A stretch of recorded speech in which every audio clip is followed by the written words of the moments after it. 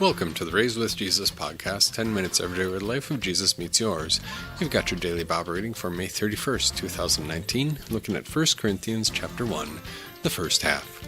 As noted earlier, we're working our way through the book of Acts and then taking Paul's letters as he writes them.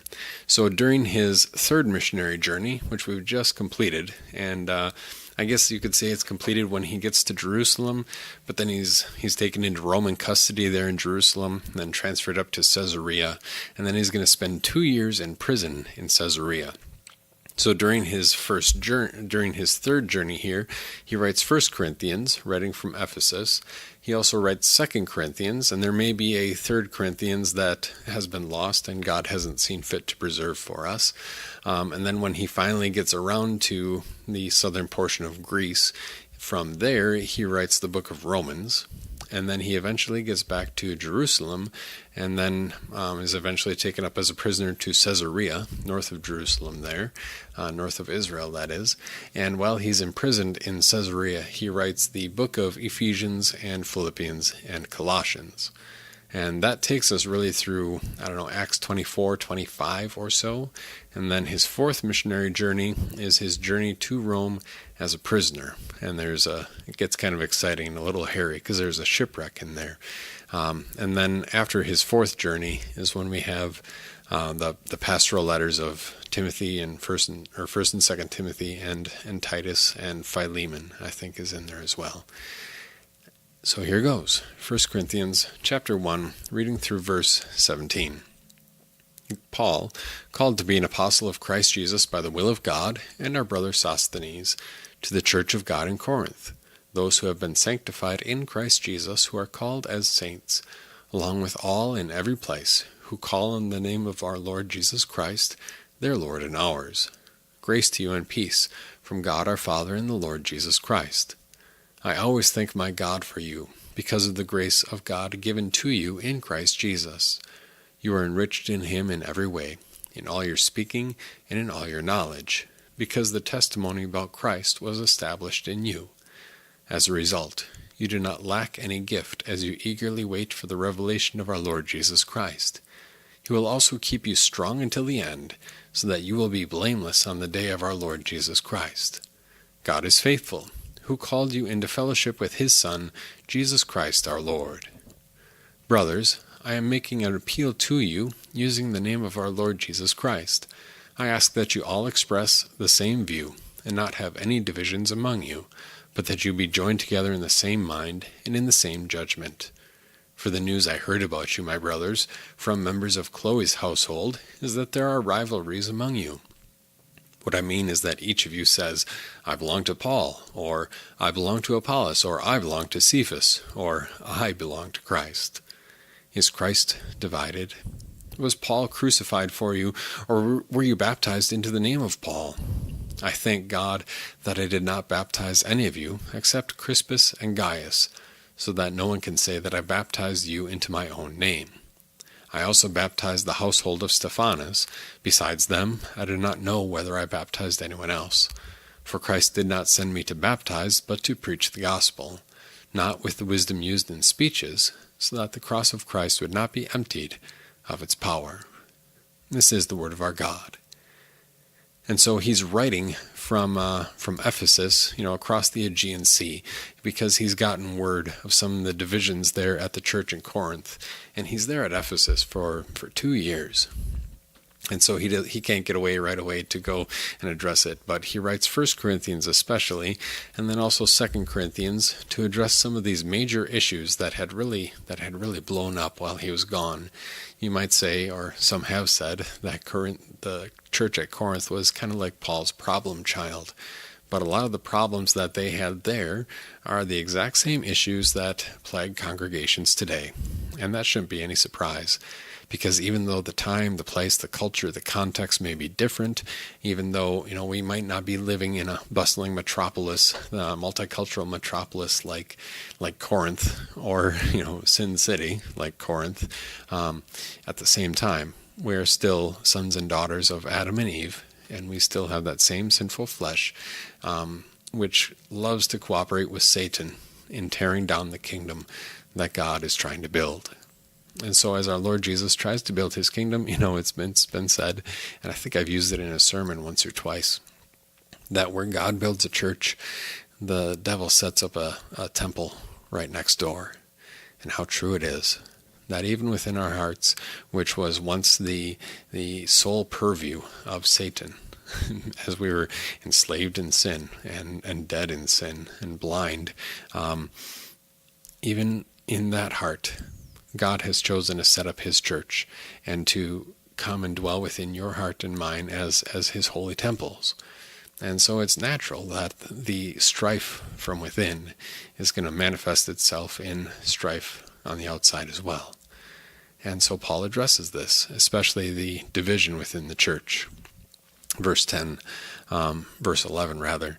The news I've heard about you from members of Chloe's household is that there are rivalries among you.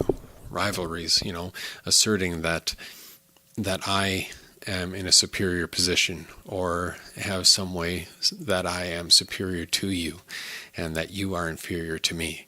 And we talk both ways. We talk both on the positive, like I have this better than you, and on the negative, that you have that worse than me. Because look at the choices you've made, and they're obviously inferior to the choices that I've made, and therefore, obviously, I must, maybe I'm smarter, maybe I'm just better at what I do, maybe God loves me more and cares about me more. You could see how divisions would crop up. And, our culture here in the United States of free speech and taking a stand on our own rights and standing up for ourselves, definitely opens the door and makes that even more of a temptation. Whereas Christian love, that Paul really brings his people back to, Christian love means loving Christ. Is Christ divided? No. Was Paul crucified for you? Was Pastor Hagen crucified for you? No way. Were any of you baptized in the name of Paul? Absolutely not. Paul refocuses their gaze to say that the purpose of God's church here is Jesus is building his spiritual temple to bring him praise and glory, and that is his alone. And we dare not act and talk in such a way that would detract from the praise that our Savior deserves. And so that really gives us a focus for why we do what we do, the motive behind it, where Jesus addresses our deepest need, that of our sin. And he exposes it for what it is, a heart that turns inwardly upon itself all the time. And then he comforts us. He says, dear Christian, did you ever think you were missing out? Did you ever think that God was in some way being unfaithful toward you or less than loving toward you or hasn't blessed you enough? Did you ever feel that way? Well, the answer for each of us is yes. And he says, dear Christian, do you see that the Son of God is your brother, and that your brother carried your sin? He picked that knapsack of sin off your back and washed you in his blood, washed you in the waters of baptism, went through hell, was raised from the dead for you, so that you would have a new life, a life that is focused on him and eyes that focus on him and not on yourself. And you don't have to be struggling and striving to make sure that you get your fair share, because you've already been given more than your fair share in Jesus Christ. And then some would question, verses 14 and following, Paul talks about baptism. And especially in verse 17, for Christ did not send me to baptize, but to preach the gospel, not with the wisdom used in speeches, so that the cross of Christ would not be emptied of its power. Christ did not send me to baptize. What he's really saying there is that his commission was to preach to the Gentiles and to start a church, not to go on and being the pastor there for a long and extended period of time, but to give it a start, to bring in and take people through Bible instruction course and establish a church and then move on. That was the specific command that Christ had given for Paul. And it doesn't necessarily mean that we have to follow that example today, because there is a lot of benefit, and it's still in keeping with the doctrine of the call, to call a pastor to serve there permanently until he should take a call somewhere else.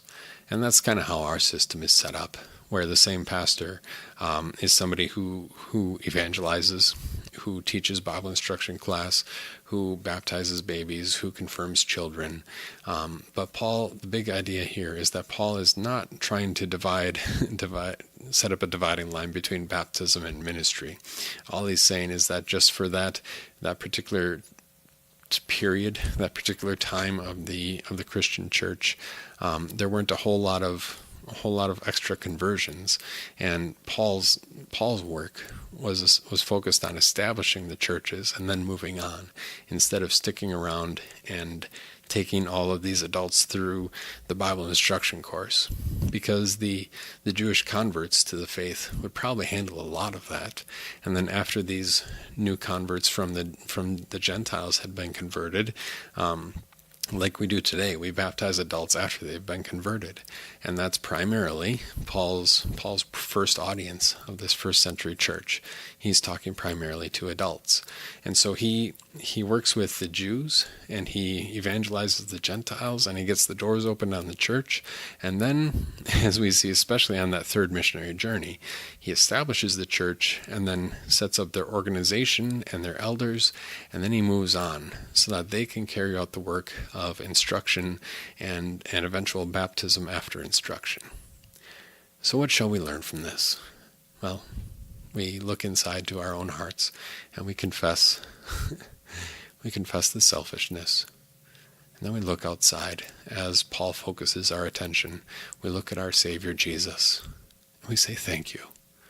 Thank you, Lord, and please be with me, that I not distract from your glory, that I not detract from your glory, and that I live to bring you glory in all that I do, all that I say, so that many more may join us here and forever to your glory. You could find us Sunday morning, 9 a.m. at 2250 South Holland, Sylvania Road in Maumee. You could also find us Wednesday nights at 7 p.m. And the Wednesday service is going to use the same readings as the following Sunday. God bless your day.